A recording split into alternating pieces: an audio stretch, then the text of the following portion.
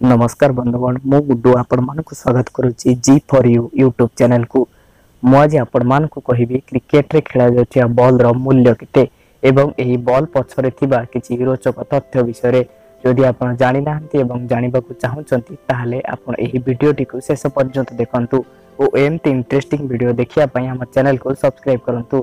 तो चलंतु जानिबा क्रिकेट रे खेला जाउथिया बॉल रो मूल्य केते ओ एहा पछरे थिबा किछि रोचक तथ्य विषय रे आपण माने निश्चय जानिथिबे कि क्रिकेट रे तीनोटी फॉर्मालिटी रे खेल बा तीनोटी शैली रे खेल होइथाय सेगुडी कहला टेस्ट वनडे और टी20। टेस्ट मैच टी प्राय 5 दिन पई खेला जाउथिया बेले वनडे और टी20 मैच गोटे दिन पई खेला जाइथाय। आपण माने जानिछंती क्रिकेट रे तीनोटी फॉर्म रे अलग अलग बॉल रो व्यवहार करा जाइथाय। जदि जानि नाहंती तेबे आसंतु जानिबा एही बॉल गुडी के विषय रे। टेस्ट मैच रे कोकाबुरा और एसजी कंपनी रो बॉल रे खेला जाइथाय।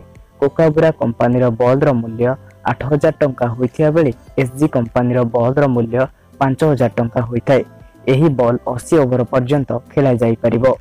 टेस्ट मैच रे नाली बॉल रो व्यवहार करा जाय और डे नाइट टेस्ट मैच रे गोलापी रंगर बॉल व्यवहार करा जाय।